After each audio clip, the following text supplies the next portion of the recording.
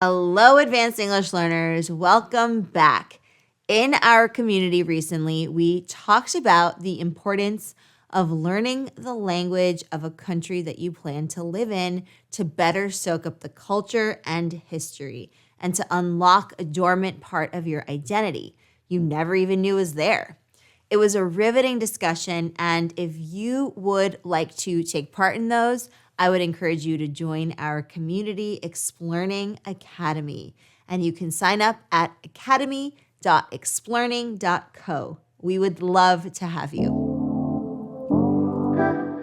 Today, I am sharing some strategies you can use to ask native English speakers for feedback on your language use and communication.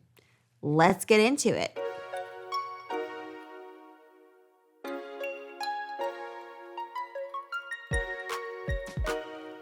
Asking native English speakers for feedback on your language and communication skills is a great way to improve your fluency and gain insight into cultural norms and expectations. However, it can be daunting to approach someone and ask for help. It's important to remember that most people are happy to help and offer feedback, but it is crucial to ask for it in a polite and respectful manner. In this lesson, we will discuss strategies for how to ask for feedback in a way that is likely to result in a positive response. Ready for the strategies? Plan ahead. Before speaking with a native speaker, it's important to think about what specific areas you want to work on. This will help you focus your conversation and make the most of the feedback you receive. For example, if you are struggling with pronunciation, you could ask the person to listen to you say a few words or phrases and provide feedback on your pronunciation. If you're having trouble with grammar, you could ask the person to look over a written passage and provide feedback on your grammar. You could say, "I'm trying to improve my pronunciation. Could you please listen to me say this word or phrase and give me some feedback on my accent?" Or, "I'm trying to improve my grammar. Could you just have a glance at this email and give me some feedback on what I need to improve?" Be polite and respectful. When asking for feedback, it's important to be polite and respectful to the other person's time and expertise. You can start by thanking them for their help and explaining why you're asking for feedback in the first place. For example, you could say something like, "I'm trying to improve my English, and I would really appreciate it if you could give me some feedback on my speaking." You could say, "I really appreciate your help. I'm trying to improve my English, and I would really appreciate if you could give me some feedback on my speaking and my conversation." You could say that you're working on your social skills and you would like some feedback there.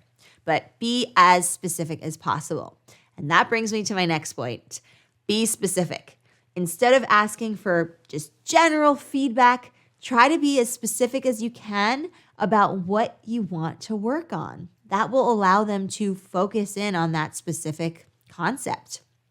For example, you could ask the person to listen to a short sentence or paragraph and provide feedback on your pronunciation, or to look over a written passage or an email and to provide feedback on your grammar.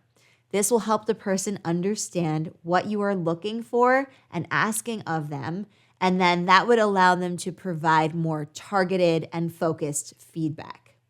So for this, you could say, "I'm having trouble with verb tenses. Could you please give me some feedback on the grammar in this written passage I prepared or in this email to so-and-so?"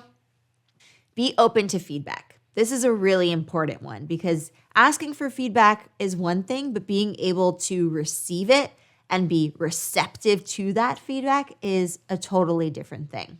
So receiving feedback can be challenging, especially if it's not what you were expecting. If you were just fishing for a compliment and expecting somebody to say, your grammar is great or your pronunciation is perfect, right? If you were fishing for a compliment and didn't get it and instead got some constructive criticism that was a little bit harsh even, then you might be in for a big surprise. So it's really important that you are aware of this, especially if it wasn't what you were expecting. So that's why I really encourage you to be open and receptive to your feedback that you receive, even if it's difficult to hear at times, because you know what? It's not easy to receive feedback, but we have to be able to know how to be able to do that. And we need to work on that as well, because feedback is a very real part of professional and personal development.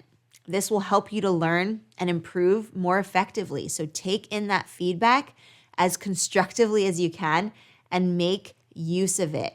Use it to make improvements in your language skills and your communication and your social skills.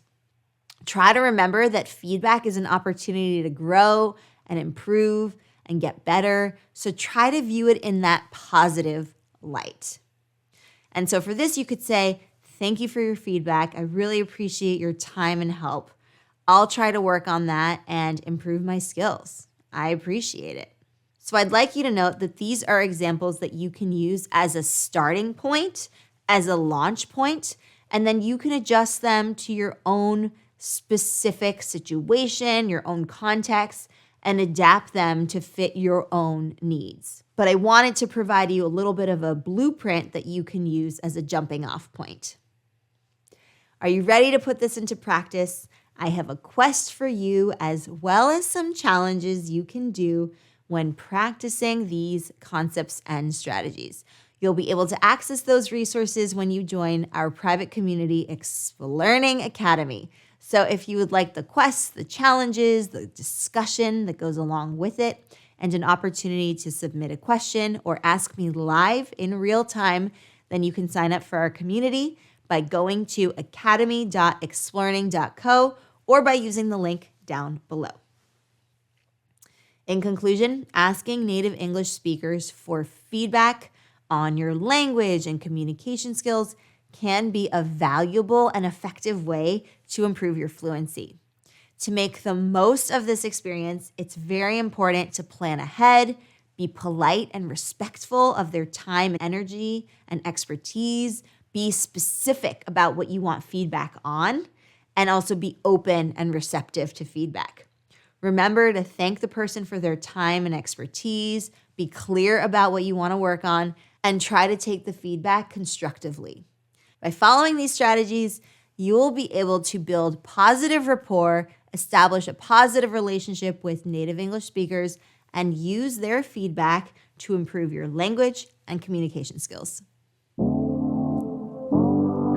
All right, advanced English learners, thank you so much for joining me. I really appreciate your time. Please be sure to show the podcast and the YouTube channel some love by sharing it, commenting, engaging, and make sure that you let people know that we're here. And I really look forward to seeing you in the next one where we're going to continue advancing your English together. Until then, keep up the awesome work, and I will see you very, very soon. Bye for now.